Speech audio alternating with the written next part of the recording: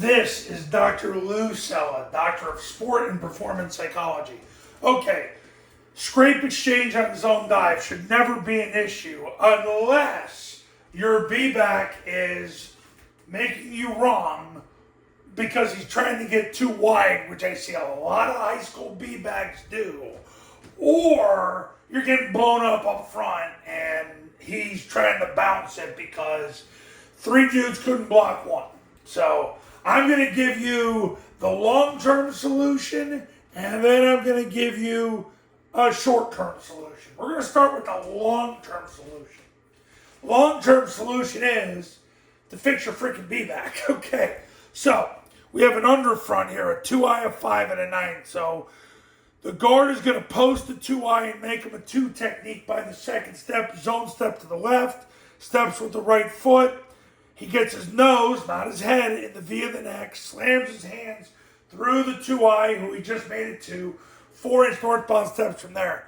Center snaps the ball, works to the guard, then puts his right knee in the crotch of the 2, right hand to the stomach, 4-inch northbound steps. If he can't get in on the block because the guard took up too much surface area, he'll simply block the blocker.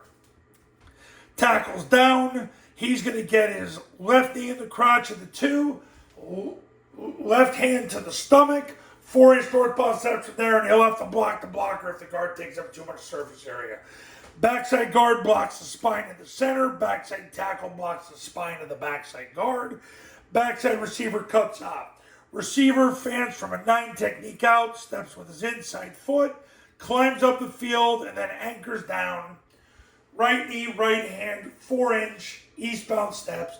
The key to the whole thing is he gets his heels past his heels before he works eastbound. Because if this guy wants to run up the field, have a good time, he ain't making the play anyway. A-back, wedges with the tackle. He is literally going to run behind the tackle, 2-hand slam whoever shows. Nobody shows, he goes second level. But so this scenario, the 5 comes down to take the B-back. So he's going to get into a fist fight with the 5 tech. He's not going to chase after the 5 tech like some beta male. He is going to let the 5 come to him. And before, right as he invades his personal space, he's going to 2-hand slam him. And it's a 2-hand fist fight from there. He's hitting a moving target. I don't care if it's a 5 technique or not. Army and Air Force do it successfully, and so will you. But here's where the problem exists. Because if the mic times it right, he comes tight off that block and replaces the 5 technique. And the B-back sprints through the ball, sprints outside the A-back block. If he gets too angled, he'll get tackled by the scrape exchange. And now, what just happened is you create a problem that shouldn't be there. Because it's his job to sprint through the ball, sprint through the Playside hip of the tackle, and sprint through the end zone. But what I see a lot of high school kids do is they get outside the A-back and they're 45, and then they try to go vertical. That's how you get beat on the scrape exchange. You should never get beat on the scrape exchange. The B-back, be a man and stick your nose up in there, through the ball, through the Playside hip of the tackle, through the end zone. Quarterback then accelerates off the point. Backside A runs the pitch. So they've got to account for those 2 players. Okay, so how do you solve the problem? B-back sprints to the ball, sprints to the Playside hip of the tackle, and then sprints through the end zone. He's got to stop trying to be so 45 on everything. Now, the A-back obviously gets into a fist fight there, and he bends off the A-back. The problem is, if this guy fits tight enough off the A-back, and he's an unblocked defender, now you got yourself a problem. This is why it's so important for the B-back to just freaking hit it off tackle. Get a little fired up here. The giddy's coming out of me. All right, so the landmark of the B-back makes it right.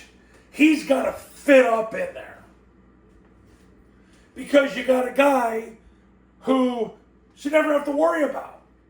If 3 dudes can't maul that dude, and This scenario is where he comes that hard. Well, look, I'm going to give you a third solution here. You're going to come back the next play, you're going to run mid-triple, and then they're going to have nobody on the quarterback or the backside A-back. But we're trying to fix zone dive here. So, solution number one, B-back's landmark.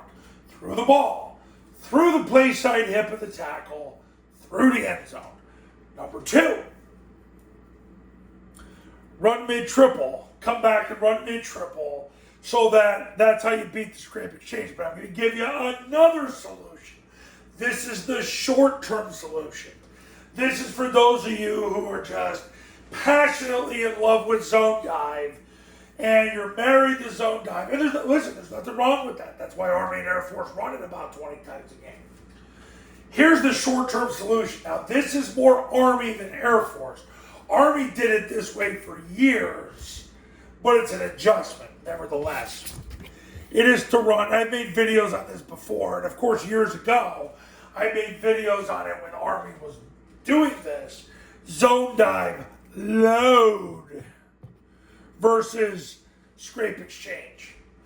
Here's why. Because the third guy in the surface, whether you run out of flex or heavy, he picks off the scraper by getting his left knee through his crotch, left hand to the stomach, 4 inch northbound steps. Everybody else stays the same. You don't block that guy. And you're saying, we don't block him. Well, yeah. Who's taking the quarterback? Who's taking the pitch, brah? You'd be surprised how many clients said they had no problem with number two folding back in on the play. Well, number two's not supposed to take the dive. So if he takes the dive, and he takes the dive, and he takes the dive, what's going to end up happening ultimately is, well, in this, if you ran mid-triple, you would get the A-back on him.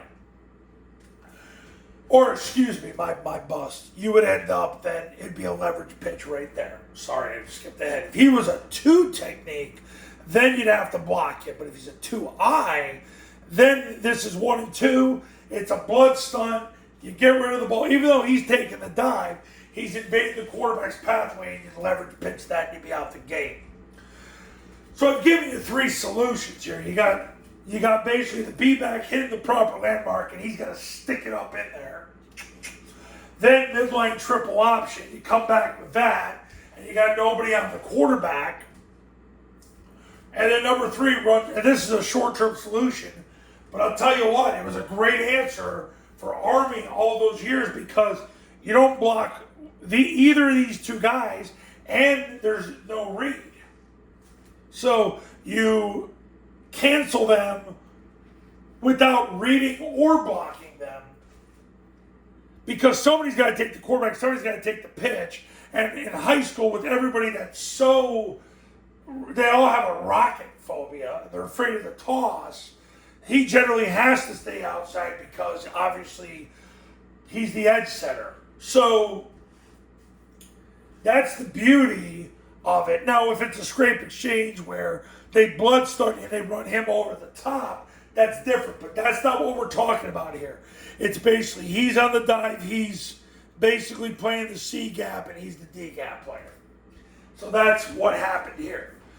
So, I'm going to review against the scrape exchange. What ends up happening is you got the triple team, he wedges, 2 hand slams, whoever shows.